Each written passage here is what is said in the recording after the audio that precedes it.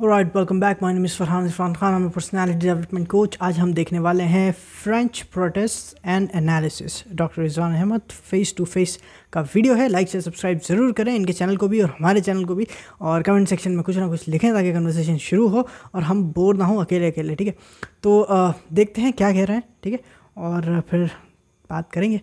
तो शुरू करते हैं, प्ले। तो दोस्तों, पिछले सप्ताह में बहुत कुछ घटा। ईद उल हज के साथ साथ बहुत सी ऐसी पूरी दुनिया में, देश में, पाकिस्तान में ऐसी हरकतें हुई कि वाकई बतौर मुसलमान हम सोचने पर मजबूर हो जाते हैं कि क्यों हो रही है। वाकई बहुत अफसोस की बात है जो ये हो रही है। ये मुसलमान के लिए भी गलत है और ये दुनिया और समाज के लिए भी गलत है, इसमें कोई दो राय नहीं है। और ये चीज़ वाकई मुझे बहुत परेशान कर रही है, क्योंकि जो मैं सोचता था चीज़ उससे भी ज़्यादा बदतर होती जा रही है। जी हाँ दोस्तों, एक तरफ मैं बात आज करूंगा स्वीडन की, तो दूसरी तरफ बात करूंगा फ्रांस की, तो तीसरी तरफ बात करूंगा भारत की, और चौथी तरफ बात करूंगा पाकिस्तान की। और अपना विश्लेषण बतौर एक सोशियो रिलीजियस कमेंटेटर दूंगा और कोशिश करूंगा एक बार फिर से मुसलमान भाइयों को समझाने के लिए कि तुम सोचो कि तुम कहां गलती कर रहे हो, कि इतने वाकई सेकुलर लोग, इतने खुले दिमाग के लोग, इतने प्रोग्रेसिव लोग, ऐसे लोग जो सिर्फ साइंस के पीछे भाग रहे हैं और टेक्नोलॉजी के पीछे भाग रहे हैं, उनकी एक नजर तुम्हारे ऊपर क्यों है? 10 बार बोल चुका हूं। अगर इसकी 10 वजहात हैं तो मान लेता हूं 7 वजह गैर मुस्लिम हैं, पर 3 वजह तो हमारी है ना। हम अपने गिरबान के अंदर झांक के अगर इन 3 वजहों को टटोल लें तो शायद आने वाले वक्त में गैर मुसलमानों की 7 वजह भी अपने आप दम तोड़ दें। तो इसी पर आज कुल मिलाकर होगा वीडियो। सिर्फ एक घटना पर आज वीडियो नहीं बनाऊंगा, ओवरऑल ये जो क्लैश ऑफ सिविलाइजेशन हो रहा है इस पर अपनी बात रखूंगा। और आज वीडियो में आप लोगों को बताऊंगा कि सच्चा सेकुलरवाद क्या होता है, और बड़ी जिम्मेदारी से बताऊंगा कि अगर जो मैं आज आपको दिखाऊंगा श्री राजेश सिंह की एक बात, अगर वो सच्चा सेकुलरवाद है तो मैं आज गारंटी से कह सकता हूं कि हम सच्चे सेकुलर नहीं हैं, यानी मुसलमान सच्चे सेकुलर नहीं हैं, न थे न हो सकते हैं। और ये एक बहुत बड़ी वजह है जो दुनिया का समाज अब करवट ले रहा है, उठ के खड़ा हो रहा है और जवाबी कार्रवाई कर रहा है। तो इसी पर होगा आज का वीडियो।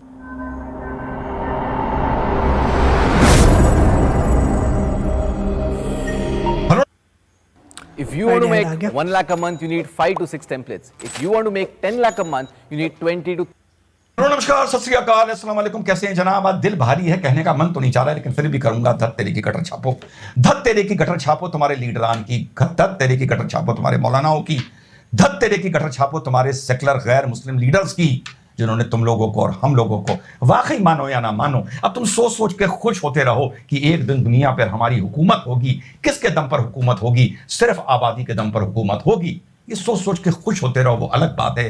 लेकिन आज की तारीख में जो तुम लोग मुझसे कहते हो कि रिजवान तेरी क्या इज्जत है, मैं पलट के यही जवाब देता हूं कि मेरे भाई, जब कौमी की इज्जत नहीं है, मेरी इज्जत कैसे होगी? तुम मेरी इज्जत का ना सोचो, तुम अपनी इज्जत का ना सोचो यार। तुम इस्लाम की इज्जत के बारे में अगर सोचने लगोगे तो हम सब की इज्जत हो जाएगी, क्योंकि जो भी घटनाएं पिछले 7 दिन में हुई हैं ये वाकई बहुत अफसोस की बात है। तो साहब, इसी हफ्ता स्वीडन में, जैसा मैंने आपको बताया, जला दिया गया कुरान शरीफ कोर्ट की परमिशन लेके। वो तो जब बवाल हुआ है, जब इस्लामी मुल्कों ने चिट्ठियां लिखनी शुरू की हैं, उनके एम्बेसडर्स को बुलाना शुरू किया है, तो उसके खिलाफ कार्रवाई करी गई। वरना तो वो ये बोल के गया था कि 10 दिन बाद मैं फिर जलाऊंगा, और जलाऊंगा भी किस दिन? ईद उल हज के दिन, वो भी मस्जिद के सामने खड़े होकर। उधर फ्रांस में मैंने बहुत पढ़ा, पहले से मुझे पता था फ्रांस और अफ्रो मुस्लिम्स का ये जो रिलेशनशिप है, किस तरह से फ्रांस के गेटोज में सबर्ब्स में मुस्लिम ज्यादातर जा के बसे हैं, किस तरह के वहां का लाइफस्टाइल मेन फ्रांस के लाइफस्टाइल से कितना अलग है, क्या उनकी वहां पर इज्जत है, क्या उनको वहां पर फैसिलिटीज मिलती हैं, किस तरह उनसे एक मशीन की तरह, एक जानवर की तरह काम कराया जाता है, और किस तरीके से वो वहां पर भी एक एजेंडे, एक मिशन की तरह फैलते जा रहे हैं। मुझे समझ में नहीं आता, फिर अगर यही बात है तो क्यों फ्रांस इन लोगों को अपनी जगह देता भी जा रहा है? चाहता क्या है, चाहती क्या है फ्रेंच और यूरोप की गवर्नमेंट्स? चाहती क्या है ब्रिटेन की गवर्नमेंट्स? जब तुम जानते हो ये क्लैश ऑफ सिविलाइजेशन है, जब तुम जानते हो वो तुम्हारे साथ कंपैटिबल नहीं हो सकते, जब तुम जानते हो वो आपस में मुसलमान के साथ कंपैटिबल नहीं हो सकता, अगर जरा सा फिरका अलग हो जाए, जरा सी मानता अलग हो जाए, तो वो तुम्हारे साथ कंपैटिबल कैसे होगा?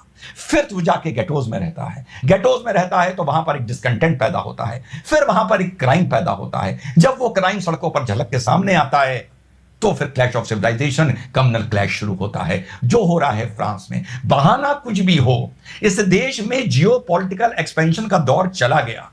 यूक्रेन रशिया की अगर हम वॉर की बात ना करें तो कितने सालों से दुनिया में जियो political clash between the educated progressive community of the world वो कोई भी हो नहीं हुआ। और अगर यूक्रेन और रशिया में भी हो रहा है तो वो भी एक जियोपॉलिटिकल लड़ाई है। चाइना और भारत में भी हो रहा है तो वो भी एक जियोपॉलिटिकल प्रॉब्लम है।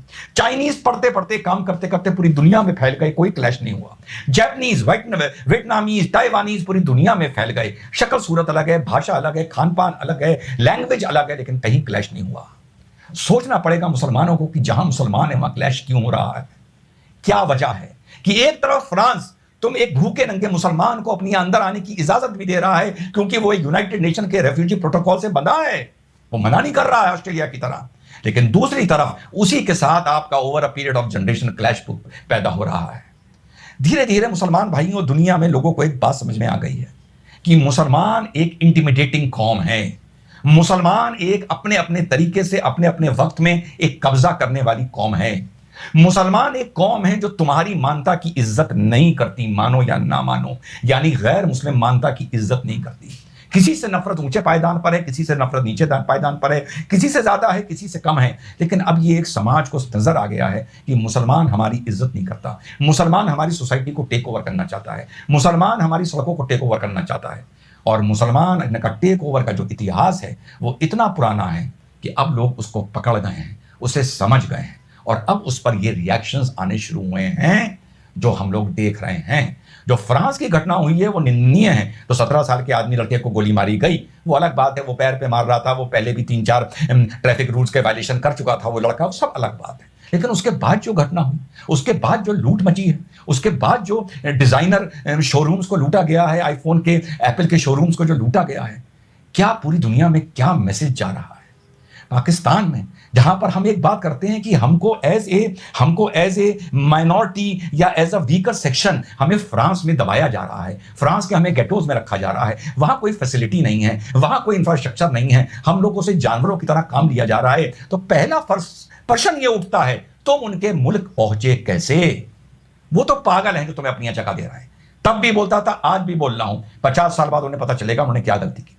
तुम पहले अपने गिरबान में झांक के देखो, तुम उनके मुल्क, गैर मुस्लिम मुल्क कैसे पहुंचे, और तुम्हें क्या अगर वहां पर शिकायत है तो अपने मुल्क वापस लौट जाओ ना। एक तरफ हम ये शिकायत करते हैं, दूसरी तरफ पाकिस्तान है। एक इंपॉर्टेंट बात बताऊं तुम्हें, ध्यान से समझना इस बात को, जो इंडियन मुस्लिम से खास तौर पे हम जब बात कर रहे हैं ना कि तुम लोग क्यों गए, तुम लोग क्यों जाते हो उनकी कंट्री में, बाय द वे वो हमारी बात नहीं कर रहा है, वो बात कर रहे हैं उन मुस्लिम्स की जो कि वहाँ पर गए हैं रेफ्यूजी बन के। इंडियन मुस्लिम्स नहीं गए रेफ्यूजी बन के। और जितना हम यहाँ से कर रहे हैं ना कनेक्टिविटी, जो हम सोच रहे हैं कि हाँ हम ही हैं, मतलब मुस्लिम्स ही हैं, तो हम जो रिश्ता जोड़ रहे हैं, उनके इधर जाके पूछो, वो जोड़ेंगे तुमसे रिश्ता। समझो इस बात को, बहुत इंपॉर्टेंट बात है ये। हम यहाँ से सोच रहे हैं कि साहब उनके साथ गलत हो रहा है क्योंकि वो मुस्लिम है। तुम वहाँ तो जाओ, उनसे तो मिलो, फिर वो तुम्हें अगर मुस्लिम समझ के वो तुमसे गले लगें तो फिर बात करेंगे। भाई बहुत रेसिज्म है दुनिया के अंदर, कभी बाहर निकलो तो तुम्हें पता चले। तुम यहाँ से बैठ के रिश्तेदारियाँ उनसे जोड़ रहे हो कि साहब बहुत गलत हुआ, बहुत बताइए आप मुस्लिम्स के साथ कैसा हो रहा है। वही मुस्लिम तुम्हें नहीं बिठाएंगे। समझो, आगे चलते हैं। इस मुझसे शिकायत करें। अब ये मत कहना कि हमें इससे क्या मतलब, उससे क्या मतलब। गटर छापो, तुम्हारे नेता इतने जलील हैं कि जब फंसी का सौदा होता है तो कह देते हैं ओबामा की दिए हुए बयान से भी हमें मतलब है, ओबामा के, बराक ओबामा के। और जब मतलब नहीं होता तो कह देते हैं कि सऊदी अरेबिया से भी हमारा क्या मतलब, वहां के शेख से हमारा क्या मतलब। उस दिन बताया था ना, आज फिर बता रहा हूं, लगभग 20,000 के ऊपर आदमी इस बात पर गिरफ्तार कर लिए गए क्योंकि हज का परमिट नहीं लिया था। 1,40,000 लोगों को जिनको पासपोर्ट मिल गया था, यानी वीजा मिल गया था, उनका हज का परमिट नहीं निकल पाया था, तो उनको उस शेख ने हज करने की इजाजत नहीं दी। हज तो ये है सऊदी अरेबिया की औकात कि अगर, और उसी दिन 4 दिन पहले मैंने ये बात बोली थी जाले आजम के लिए कि अगर वो अपनी पर आ जाए तो मैं वो हज सही बात है, इन्होंने कहा था, तो मैं वो इस्लाम का फर्ज नहीं निभाने देगा। और मौके पर तुम कह देते हो कि सऊदी से हमें क्या मतलब। प्रॉब्लम क्या है कि हम इंडियन मुस्लिम्स जिस तरीके से दुनिया को देखते हैं ना, हम बिल्कुल फीलिंग्स और इमोशंस पे देखते हैं। इस्लाम के नज़रिए से हम जब इस्लाम को देखते हैं तो बहुत ज़्यादा इमोशनली देखते हैं कि इस्लाम की बात है, हज की बात है। भाई वो ऐसे नहीं देखते, वो ऐसे नहीं देखते जैसे इमोशनल तुम चलते हो वैसे वो नहीं चलते। वो कहते हैं हमने रूल्स बनाए हैं, तुम तो क्या तुम्हारे अब्बा को भी मानना पड़ेगा, ये तुम्हारे इमोशंस गए तेल लेने, वो रखो तुम अपने पास जेब में। अरेस्ट कर लिया ना उन्होंने, तो हमें भी चाहिए कि हम थोड़े से प्रैक्टिकल हों। इसका मतलब ये नहीं है कि हम कह रहे हैं कि आप इस्लाम की और चीज़ों की आप बेहुरमती करें या बेइज्जती करें, नहीं, उसकी इज़्ज़त पूरी रखें, लेकिन उसके साथ साथ प्रैक्टिकल हों कि नहीं दुनिया में ये रूल्स हैं तो हमें उसे फॉलो करना पड़ेगा। अब कौन कौन लीडर निकला जो ये कह दे कि हाँ साहब मोहम्मद जो सलमान ने उससे गलत कर दिया, ऐसे कैसे कर दिया आपने, आप तो मुस्लिम्स को दबा रहे हैं, आप तो जो है जुल्म कर रहे हैं मुस्लिमों पे, आपने हज नहीं करने दिया, तो बहुत बड़ा गुनाह हो गया। कोई नहीं कह रहा, रियलाइज़ करो क्या हो रहा है दुनिया में। आगे चलते हैं। मतलब मौके पर तुम कह देते हो बराक ओबामा से मतलब है मौके पर बराक ओबामा ने बहुत मुस्लिम्स मारे हैं, लबक के मुस्लिम्स मारे हैं और नोबेल प्राइज़ भी ले लिया। ठीक है, अब हम उसकी मतलब उसकी बात रखेंगे हम जिन्होंने इतने मुस्लिम्स मार दिए, कंट्री की कंट्री उड़ा के रख दी। को अपना रिश्तेदार बना लेते हो, जब नुपुर शर्मा का मैटर होता है मौके पे कह देते हो हम तो भारत के हैं, हमें दुनिया के मुसलमानों से क्या मतलब। पाकिस्तान की जलालत कि अहमदिया मुस्लिम जिन्होंने ईद बनाई उनको गिरफ्तार कर लिया गया ब्लास्फेमी के आरोप में, उनके जो जानवर कुर्बानी के लिए आए थे उनको जब्त कर लिया गया, उनके घरों में पुलिस घुस गई और उनके फ्रिज में जिसमें कुर्बानी का मीट रखा था वो मीट तक जब्त कर लिया गया और उन पर मुकदमा कर दिया गया। तुम एक तरफ अहमदिया कम्युनिटी को जो ईद उल हज बनाना चाहती है, तुम कितने जलील हो एज अ मेजॉरिटी कम्युनिटी, तुम उसको ईद नहीं बनाने दे रहे। तो फिर जो उत्तरकाशी में हुआ, जो ईद नहीं बनाने दी, जो मुसलमान लौट के आए, जो छोड़ के गए थे उस कंट्रोवर्सी के बाद जो लड़का लड़की की हुई थी, तो फिर इसमें क्या गलत है? पर बहुत गलत है। ईद बनाना मुसलमान का हक है, पर उसको नहीं है हिंदुस्तान के इतने से कोने में नहीं बनाने दिया गया, इतने से शहर में। लेकिन कितने बड़ी अफसोस की बात है। और इसमें अगर हम दूसरे पर उंगली उठाते हैं तो 4 उंगली हमारी तरफ भी आती हैं कि कहीं इसमें हमारी गलती तो नहीं है। क्या गैर मुसलमान हमारे बिहेवियर को रीड तो नहीं कर गए? क्या गैर मुसलमान ये तो नहीं देख गए हैं कि एज अ माइनॉरिटी हम एक न्यूसेंस हैं और एज अ मेजॉरिटी हम एक तानाशाह हैं, हम एक बुली हैं, हम एक डिक्टेटर हैं जो ना इज्जत करता है और ना करवाना चाहता है? कहीं दुनिया इस चीज को अब रीड तो नहीं कर गई है? दुनिया मुसलमानों से परेशान तो नहीं हो गई है? दुनिया सिर्फ हमें अब ढो तो नहीं रही है? क्या इस मारे तो नहीं ढो रही कि हमारे पास अभी भी तेल का भंडार है? पूरी कम्युनिटी ग्लोबल बात कर रहा हूं। जब मैं समझाने की कोशिश करता हूं तुम लोग मुझे दलाल बोलते हो, तो मदनी साहब ने खुद कहा कि इस बार ईद उल हज पर कुर्बानी जरा सोच समझ के करें, सोशल मीडिया पे फोटोग्राफ्स ना अपलोड करें, थोड़ा संयम रखें, थोड़ी तमीज रखें, सामाजिक तमीज रखें। यही बात जब 5 साल 7 साल पहले रिजवान अहमद बोलता था तो उसे गाली देते थे कि हम तो खुला बकरा काटेंगे, हम तो खुली गैया काटेंगे। अब बताओ, अब जो मदनी आज बात बोल रहे हैं मौलाना बदली, वो रिजवान अहमद ने 6 साल पहले बोली थी। क्या कंडक्ट है हमारा? मुंबई की एक सोसाइटी में हम 4 बकरे लेके पहुंच गए कि हम सोसाइटी में बकरा काटेंगे, वहां पर तमाशा हो रहा है। और आज ये हालत है कि आपको पता है कि ईद की नमाज तक सड़क पर नहीं पढ़ने दी, ईद की।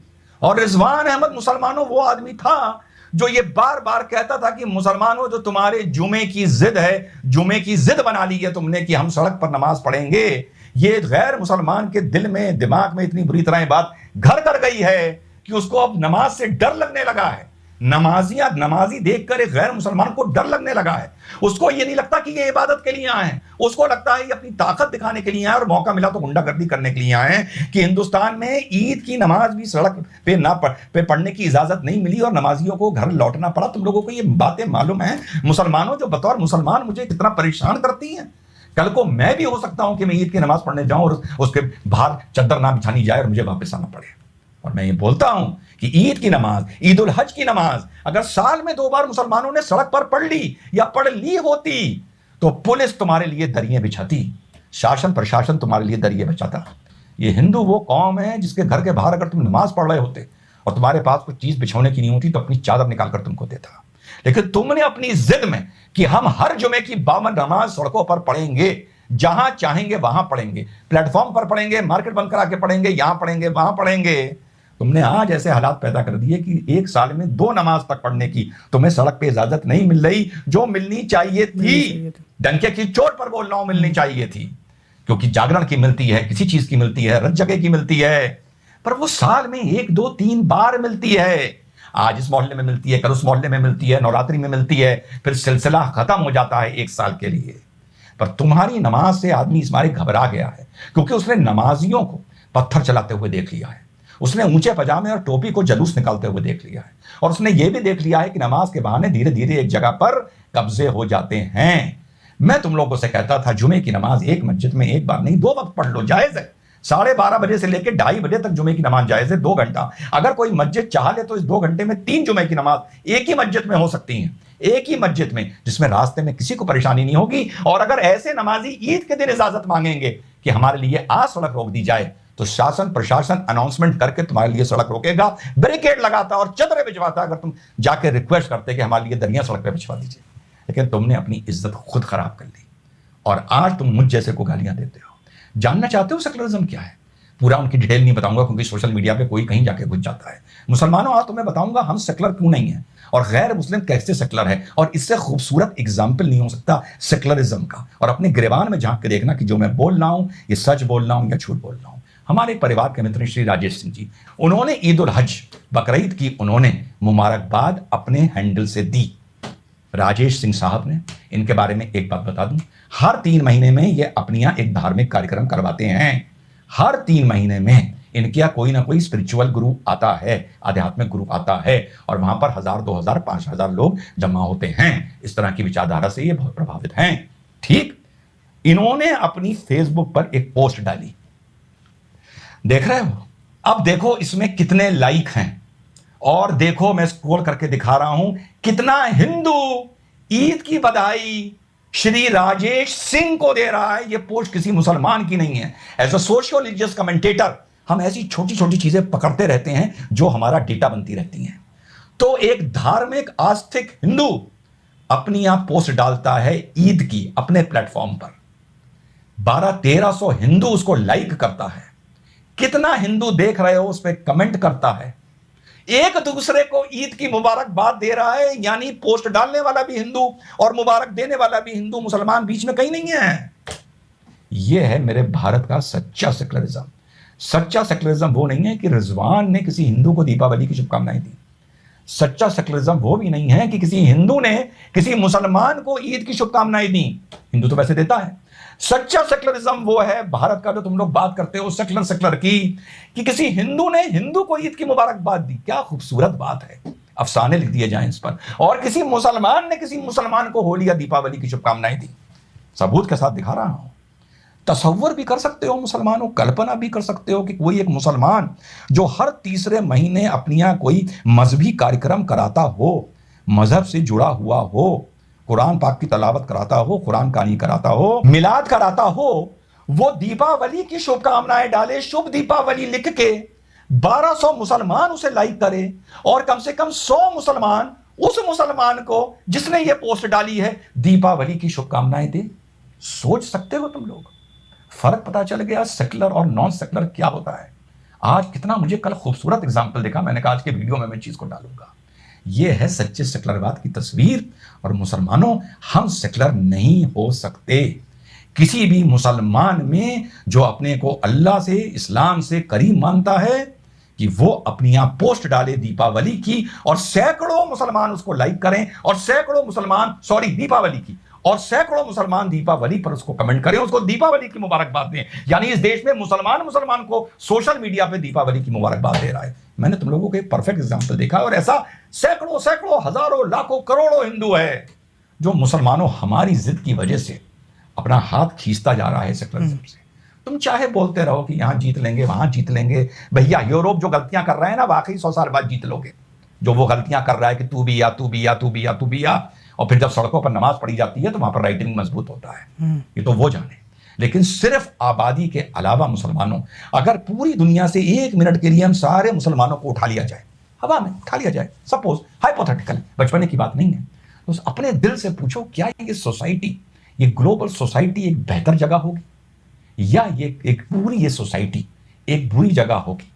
जवाब तुम्हें खुद मिल जाएगा कि एक बेहतर जगह होगी, एक ज्यादा सुकून पसंद जगह होगी, अगर हम सब का रोल मुसलमानों का, जिसमें सैयद रिजवान अहमद भी आते हैं, ये विड्रॉ कर लिया जाए। हिंदुस्तान में अगर 100 करोड़ हिंदू है, मुझे तो 2-2.5 करोड़ ही जानता होगा ना, मान लो ज्यादा से ज्यादा 98 करोड़ तो नहीं जानता होगा ना। तो उसके लिए यार मैं भी वही मुसलमान हूं जो तुम गाली देने मुसलमान हो। कभी मेरा उससे काम पड़ेगा, कभी मुझे उसका किराए का मकान चाहिए होगा, तो वो भी मुझे उसी नजरिए से देखेगा जिस नजरिए से तुम्हें देखता है। तो मुसलमानों, अपने गिरेबान में झांको, सेकुलरिज्म का उदाहरण दे चुका हूं। अपने अंदर बदलाव लाओ, अपने अंदर चेंज लाओ। सोसाइटी के लिए इंटिमिडेटिंग ना बनो, न्यूसेंस ना बनो। हमारा रिलीजन ही एक सोसाइटी के लिए, हमारे रिलीजन को मानने का तरीका, माफ करिएगा, हमारे रिलीजन को मानने का तरीका हमारे लिए एक वाकई ऐसा बन गया है कि ये ग्लोबल न्यूसेंस बन गया है, एक ग्लोबल प्रॉब्लम बन गई है। तसव्वुर तो करो मुस्लिम कौम बिना तेल के क्या हाल होगा हमारा दुनिया में। तो ये वाली बात है। तो अपने आप में बदलाव लाओ। आज ये नौबत है कि उत्तरकाशी में एक जिले में ईद की नमाज नहीं होने दी गई, ईद की, जहां सैकड़ों साल से होती थी, लेकिन कोई प्रोटेस्ट करने वाला नहीं है, कोई प्रोटेस्ट करने वाला नहीं है। क्यों? क्योंकि तुमने इतनी बेवकूफी की बातों में इस देश में प्रोटेस्ट किए हैं कि यार सही जगह भी अब तुम प्रोटेस्ट करने लायक नहीं रहे हो। तो मुझसे पूछते थे ना मुसलमानों कि मुसलमान को सही जगह का प्रोटेस्ट, सही प्रोटेस्ट कौन सा होगा मुसलमानों का? तो अगर आपको उत्तरकाशी में ईद की नमाज नहीं पढ़ने दी गई तो आपको और मुस्लिम कौम को इसके खिलाफ प्रोटेस्ट करना चाहिए। गवर्नर से, मुख्यमंत्री से मिलना चाहिए, प्रधानमंत्री, होम मिनिस्टर से मिलना चाहिए, राष्ट्रपति से मिलना चाहिए। अगर ईद और बकरीद, ईद उल हज की नमाज साल में 2 बार भी सड़क पर नहीं पढ़ने दी गई तो आपको राष्ट्रपति से, प्रधानमंत्री से, होम मिनिस्टर से, चीफ मिनिस्टर से मिलना चाहिए अपने अपने स्टेट्स में कि साहब साल में 2 बार तो आप हमको परमिशन दे दीजिए। 2 बार तो ये चीजें हर जगह कहीं ना कहीं कोई ना कोई रास्ता रोक दिया जाता है। हाँ, जो मुख्य मार्ग होंगे हम नहीं रोकेंगे। आप ये प्रोटेस्ट इस मारे नहीं कर सकते क्योंकि आप कहते हो हम 52 दिन सड़क पर नमाज पढ़ेंगे, इस मारे 52 से ये बढ़कर 54 हो गया। अगर तुम इसको सिर्फ 2 पर रोक देते और 52 बार जिद ना करते तो तुम्हारा ये 2 बार कोई ना रोकता। मैं जितना बताऊं वो ही हकीकत है। तुम लोग मानो या ना मानो, मुझे गले गाली दो, सिर्फ आबादी के दम पर तुम सोचते हो हम 200 साल बाद, 500 साल बाद, 1000 साल बाद क़यामत से पहले दुनिया पर राज करेंगे। बाकी मुसलमान के पास इस टाइम सिवाय जिल्लत के, सिवाय शर्मिंदगी के कुछ नहीं बचा है। और फिर से दोहराता हूं, इसके पीछे जो भी कारण है, जो गैर मुसलमान के कारण हैं, जो हमारे कारण हैं, हम अपने कारण ठीक करने के लिए तैयार नहीं हैं। हमें हर बात पर प्रोटेस्ट करना है, हमें हर बात पर प्रोटेस्ट करना है। हम लोग, बुरा ना मानना, हम लोग बिल्कुल नमक हरामी का मिसाल हो गए हैं, हम लोग बिल्कुल एहसान फरामोशी का मिसाल हो गए हैं। इसलिए जब अच्छा होता है तब भी हम शुक्रिया नहीं करते, तो जब गलत होता है तो हमारी कोई शिकायत नहीं सुनता। और जो स्वीडन में हो रहा है, जो फ्रांस में हो रहा है, जो पढ़ने में आ रहा है कि किस तरह अरब कम्युनिटीज को वहां पर गेटोज में रखा जाता है जिनके पास बेसिक इंफ्रास्ट्रक्चर तक नहीं है, इन मुल्कों से जब तुम भारत की तुलना करो तो इसे वाकई इस जमीन पर कम से कम जन्नत पाओगे। जन्नत क्या है भैया, उस पर तो मैं कोई कमेंट नहीं करता, ना मैंने देखी, पर हाँ यकीन है कि कोई जन्नत है, कुछ स्वर्ग है, एक दुनिया और है। लेकिन खुद सोचो, जब ऐसे मुल्कों से सोचो कि दिल्ली की सड़क पर, बोनट पर एक दिल्ली पुलिस का सिपाही खड़ा हुआ है और 17 साल का दाढ़ी रखे हुए कोई मुसलमान टोपी लगाए हुए गाड़ी को रॉन्ग लाइट में पार कर रहा है, वो बोनट पे खड़े होकर उसके शीशे के थ्रू उसके सीने पर गोली मार दे। सोच सकते हो कभी भारत में ऐसा होगा? सोच सकते हो जो अमेरिका में घुटना गर्दन पे रख के लॉयड की तो दबा के घोट के मार दिया था, सोच सकते हो भारत में ऐसा होगा? ये मुल्क, ये स्वीडन और फ्रांस और अमेरिका जब भारत पर उंगली उठाते हैं मुसलमानों को, इनके साथ हो जाते हो। जब ये मिडिल ईस्ट के लोग भारत पर उंगली उठाते हैं तुम इनके साथ हो जाते हो। अरे काश नूपुर के मैटर में जब मिडिल ईस्ट ने उंगली उठाई थी, तुम लोगों के लेटर हर एम्बेसी में जाने चाहिए थे कि आपको जो करना है आप करिए, लेकिन ये भारत का मैटर है, आप इसमें इंटरफियर ना करिए। काश जब बराक ओबामा ने ये बयान दिया था, तुम लोगों के अमेरिकन एम्बेसीज में लेटर जाते, काश तुम अमेरिकन एम्बेसी के बाहर खड़े होकर प्रोटेस्ट करते कि बराक ओबामा मुर्दाबाद, तुझे हक किसने दिया भारत के मामले में बोलने का। ये तुम करके देखो और उसके बाद तुम जायज बात में हिंदुओं के सामने और भाजपा के सामने तुम शिकायत करके देखो। तुम्हारी शिकायत ना सुनी जाए तो अब ये तो मैं क्या बोलूं, मैं अपना नाम बदल दूंगा, मैं क्या चीज हूं, नाम भी बदल दूं तो क्या चला जाएगा। लेकिन तुमको उस दिन एहसास होगा कि तुम कितने गलत थे और मैं कितना सही था। अगर उम्र रही और वक्त रहा, जिन जिन ने मुझे गाली दी है, मैं जब जिंदगी में उनसे मिलूंगा वो मेरे हाथ चूमेंगे, बस वक्त आने दो। जय हिंद, वंदे मातरम, खुदा हाफिज। मैं बस एक इम्पॉर्टेंट बात बताऊंगा जो मैंने कही थी। जो भी मुस्लिम्स हैं और जो भी लोग हैं जनरली भी, आप इस बात को याद रखना। मेरे पिताजी ने कहा था कि वो आदमी जो तुम्हारी हाँ में हाँ मिलाए, जो तुम्हारे दिल को खुश करे, जो आदमी मीठी बात करे तुमसे, ठीक है, उसको ना 2 बार सोचना और 2 बार देखना। जो आदमी तुमसे कड़वी बात करे, तुम उस पर 1 बार भरोसा कर सकते हो। समझो इस बात को। कड़वी बात आदमी को मोमेंट में बुरी लगती है क्योंकि उसके इमोशंस, उसका वर्ल्ड व्यू टूट रहा होता है, लेकिन वो तुम्हें ऐसे समझो, एग्जाम्पल से समझो, एक आदमी है वो अपनी धुन में, अपने इमोशंस में और अपने जज्बातों में खाई की तरफ जा रहा है, ठीक है, और कुछ लोग उसको खड़े होकर कहें अरे साहब कितना अच्छा आदमी है, देखें साहब, अरे ऊपर वाले पे भरोसा करें, आप तो बिल्कुल सही जा रहा है, ये मीठी बात हो गई। और दूसरा आदमी जो कहेगा ना, बे पागल हो गया है, कहाँ जा रहा है, रुक, देख, आँख खोल, नीचे देख, वो बड़ा कड़वा लगेगा आपको, वो बड़ा बुरा लगेगा आपको। लेकिन मेरे भाई वो कड़वी बात में ही तुम्हारा भला है, बाकी तुम्हारी मर्ज़ी है। हाँ, हो सकता है मैं भी एक इंसान हूँ, हो सकता है मुझसे भी गलती हो सकता है कि मैं ही गलत समझ रहा हूँ, तो मुझे बताइएगा ज़रूर और कमेंट सेक्शन में ज़रूर लिखें, लाइक शेयर सब्सक्राइब करें और कमेंट्स में बताएं जो भी आपकी राय हो। अपना ख्याल रखें, मिलते हैं दूसरे वीडियो में।